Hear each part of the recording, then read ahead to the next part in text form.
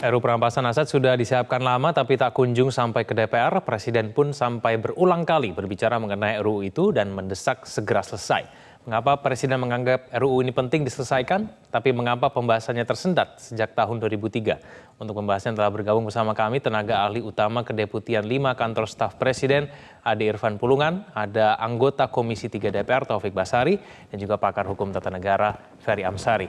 Bang Ferry, Mas Tobas, dan Bang Ade, selamat malam. Terima kasih atas waktunya. Selamat malam. Mas Egan. Oke, saya ke Bang Ferry dulu ya. Bang Ferry, mendengar pernyataan dari Menko Polhukam pada sore hari ini yang mengatakan bahwa RUU perampasan aset akan segera dikirimkan ke DPR, menunggu Presiden pulang dari luar negeri, komunikasi dengan Ketua Umum Parpol berjalan dengan lancar, begitu menurut Pak Mahfud MD. Anda yakin bahwa RUU perampasan aset ini akan mulus nanti pembahasannya di DPR, Bang Ferry? Ya, pertama ini membuktikan omongan Bang Tobas di DPR itu benar ya. Ternyata yang tersendat bukan di DPR-nya tapi di pemerintah. Yang kedua, kalaulah memang 6 kementerian dan Ketua Umum Partai sudah dikomunikasikan, sudah hampir bisa dipastikan tidak ada lagi penghalang ya untuk Indonesia memenuhi tanggung jawabnya dalam ratifikasi Undang-Undang 7 tahun 2006. Undang-Undang nomor 6 tahun 2007 gitu ya. Tentang ratifikasi ANKEK. Nah, di dalam undang-undang dan konvensi PBB itu disebutkan bahwa untuk kemudian hasil-hasil kejahatan korupsi itu dilakukan upaya atau inisiatif Stolen Asset Recovery Initiative atau inisiatif perampasan aset hasil kejahatan. Nah, kalau dilihat sih sebenarnya fondasinya sudah ada, yaitu ratifikasi ANKEK. Lalu kita ada di Undang-Undang Tindak Pidana Pencucian Uang, perampasan aset korporasi.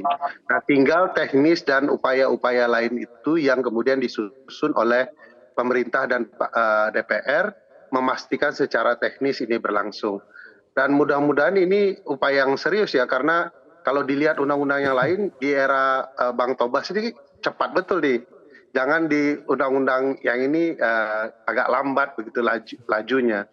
Kalau dilihat sih kalau dari pernyataan Prof Mahfud memang semestinya tidak ada halangan lagi agar kemudian pasal-pasal ini bisa diundangkan segera.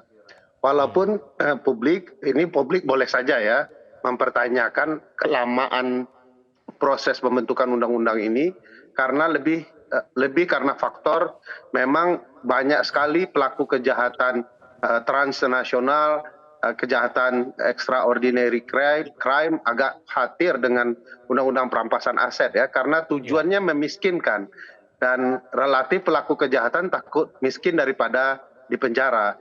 Dan kesadaran ini diperlukan karena bagaimanapun DPR dan pemerintah mestinya menyadari bahwa upaya memiskinkan pelaku kejahatan adalah lebih efektif daripada pemenjaraan. Bang Ferry. Itu bukan berarti kita anti pemenjaraan ya. Ya, Bang Ferry, tapi kenapa Anda bilang ternyata benar kendalanya itu ada di pemerintah gitu? Ya, karena kan awalnya Prof Mahfud mengatakan tolong pimpinan di Komisi 3 membantu kami untuk melancar pembahasan RUU perampasan aset. Lalu ada komentar Bang Tobas yang mengatakan, ya ini kan terhambatnya di istana bukan di DPR. Makanya saya setelah Prof Mahfud mengeluarkan pernyataan sudah dibahas dengan 6 kementerian dan akan komunikasi dengan Ketua Umum Partai, itu kan menunjukkan bahwa memang undang-undang ini sedang nyantol di istana gitu ya. Nah, mudah-mudahan dengan kesadaran ini segera pemerintah memproses ya agar Bang Ade segera membantu Bang Tobas ya untuk 1-2 di pemerintah dan DPR untuk kemudian bisa mencetak gol lah RUU yang dinanti-nanti ini. Oke, baik, ditunggu mencetak golnya. Saya ke Mas Tobas dulu deh sebelum ke Bang Ade. Mas Tobas, jadi pemerintah yang menunda-nunda sendiri RUU ini untuk segera disahkan? Ya, jadi karena memang saat ini bolanya dari pemerintah. RUU ini kan usul dari inisiatif pemerintah ya, yang pihak yang mengusulkan adalah pihak yang mengendalikan dan mempersiapkan RUU ini.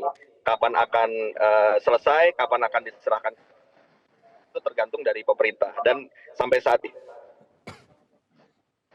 RUU perampasan aset ini masih belum diserahkan kepada DPR. Oleh karena itu ketika tudingan ditujukan kepada DPR bahwa seolah-olah DPR menghambat, menolak, tidak mau membahas, terkatung-katung di DPR, itu kan keliru. Dan alhamdulillah ya, dalam beberapa waktu ini masyarakat terinformasikan bahwa sebenarnya draft ini masih ada di pemerintah. Nah, kalau kita lihat sebenarnya tidak ada penolakan dari DPR sama sekali ya. Apa buktinya? Buktinya adalah ketika RUU perampasan aset ini diusulkan pemerintah untuk masuk dalam prolegnas jangka panjang, prolegnas 2020-2024 pada bulan Desember 2019 yang lalu, itu tidak ada satupun fraksi yang menolak di DPR.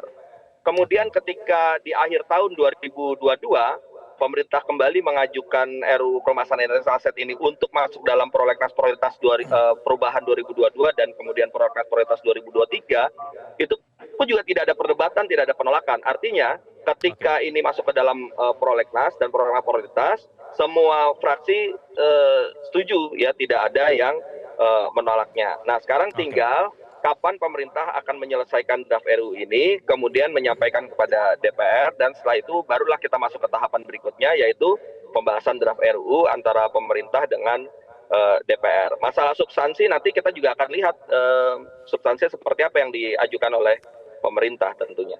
Oke, saya ke Bang Ade. Bang Ade, jadi kalau Presiden Joko Widodo sampai mengatakan gemas begitu, kenapa kemudian ini tidak kunjung selesai dibahas, itu sebenarnya ditujukan kepada lembaga tinggi negara sendiri begitu ya, Bang Ade? Mas Egan, pertama memang RUU ini kan memang dibutuhkan ya, dalam konteks adalah bagaimana cara kita untuk mencegah terhadap pelaku-pelaku kejahatan korupsi ini, agar dia pertama hasil kejahatannya itu tidak dia alihkan kepada negara lain atau orang lain. Artinya aset-aset yang menjadi delik terhadap korupsi ini itu bisa dikuasai atau dirampas oleh negara untuk kebutuhan tertentu. Kalau memang itu sudah menjadi keputusan final di secara hukum ya.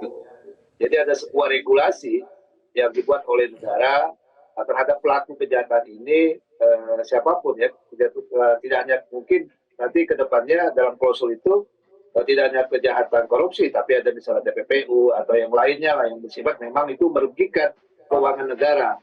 Nah, hal-hal seperti itu kan memang perlu kita sampaikan narasinya, klausulnya dalam draft-draft RUU ini secara halus ya, agar tujuan dari RUU ini atau undang-undang nanti kemudian ini itu tidak banyak diperdebatkan atau tidak banyak dijadikan judicial review lah ya, karena ini kan menyangkut bisa jadi menyangkut juga eksistensi seseorang dan lain sebagainya gitu, terhadap bagaimana dia mendapatkan hasil pendanaan atau bagaimana gitu. Inilah makanya perlu diharmonisasi, perlu dikoordinasikan oleh jajaran pemerintah agar nanti dalam draft RUU dalam draft RUU perampasan aset ini menjadi satu kesamaan pandangan, jadi satu kesamaan pendapat ya. Ketika diusulkan pada DPR, kami di pemerintah tidak lagi banyak berdebat gitu. Nah, terkadang memang masing-masing sektor itu kan mempunyai kepentingan ya, mempunyai tupoksi yang bisa berbeda gitu. Maka memang arahan Presiden adalah untuk segera dipercepat. Alhamdulillah tadi pagi ya, KSP setelah melakukan koordinasi di tingkat eselon 1 sudah menyetujui dan sudah kita mendapatkan informasi terakhir dari kepolisian sudah membubuhkan tanda tangan dan parafnya di RUU perampasan aset ini. Jadi semua unsur komponen di pemerintah sudah setuju dengan draft-draft, tapi memang masih ada beberapa catatan-catatan yang diusulkan oleh masing-masing instansi. Nah, catatan-catatan inilah yang perlu dikoordinasikan, perlu diharmonisasikan. Karena mengingat memang tadi biar pemahamannya, cara pandangnya itu selengkap mungkin, dan nanti ketika dimasukkan di DPR tadi itu, dan pemerintah bisa menjawab dari argumentasi dari yang ditanya atau dimintai tanggapan oleh DPR gitu. Begitu Mas Eka. Baik, betulkah memang sudah tidak ada kendala lagi untuk segera mengesahkan RUU ini? Kita akan bahas itu saja jeda. Pemirsa jangan kemana-mana, kami akan kembali.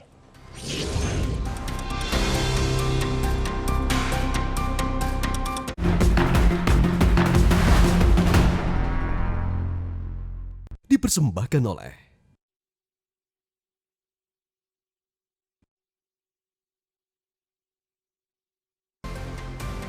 Ya, kembali bersama kami di Prime Time News. Saya kembali ke Bang Ferry. Bang Ferry, apakah masih ada pihak yang tidak menginginkan RUU ini untuk disahkan, Bang Ferry, menurut Anda?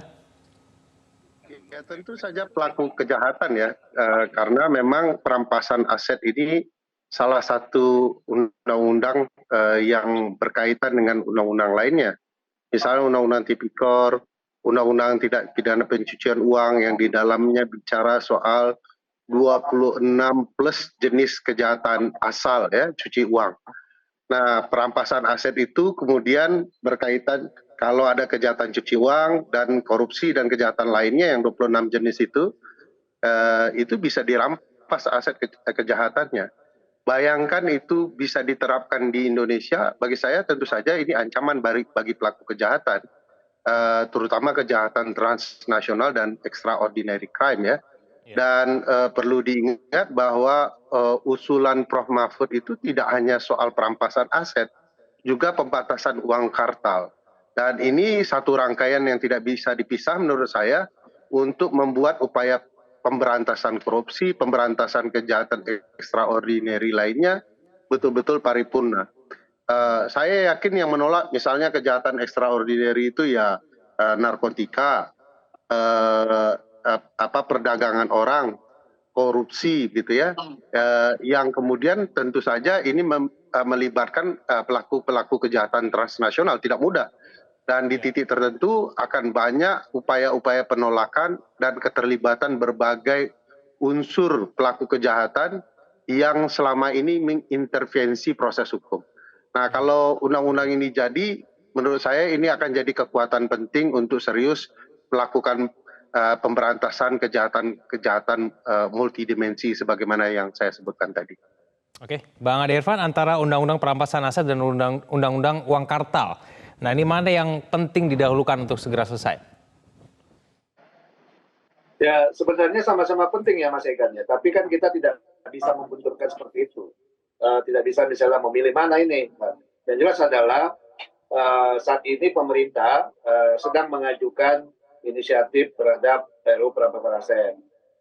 Saya pikir ini satu-satu dulu lah, agar nanti juga di DPR koordinasinya dan bersama-sama dengan pemerintah dan pembahasan itu juga bisa sejalan dan sebangun terhadap klausul-klausul yang ditawarkan oleh pemerintah gitu. Gitu Mas Egan.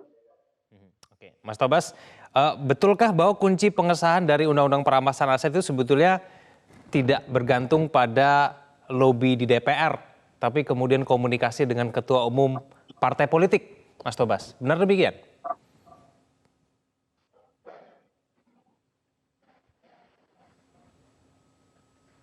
Halo, Mas Tobas? RUU ini masih ada di... halo? Ya, sorry Mas Tobas, tadi komunikasinya terputus. Boleh diulang lagi?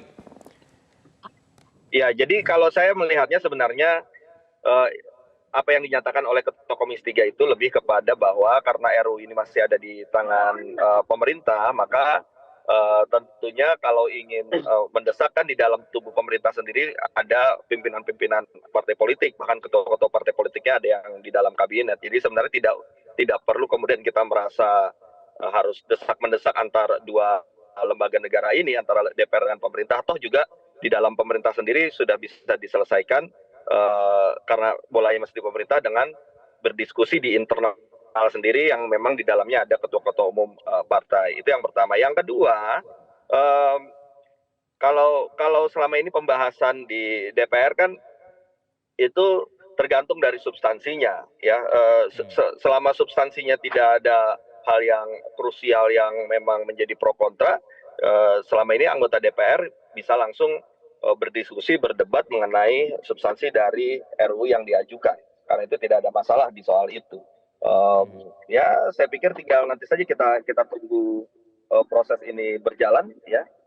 Yang jelas, kalaupun nanti ada perdebatan, ya anggap nanti sudah dimulai kemudian ada perdebatan. Perdebatannya lebih kepada bagaimana kita mempertanggungjawabkan norma RUU yang diajukan untuk melihat apakah bertentangan dengan prinsip-prinsip hukum, apakah bertentangan dengan nilai-nilai akademik dan sebagainya. Itu nanti kita lihat setelah draft ini selesai dan kita mengetahui apa yang menjadi substansi dari RUU. Oke, kita tunggu nanti RUU ini akan diserahkan dari Presiden ke DPR dan pembahasan substansinya akan seperti apa ke depannya, kita akan cermati bersama. Terima kasih Mas Tobas, terima kasih Bang Ade dan Bang Ferry telah bergabung sama kami di Prime Time News. Selamat malam.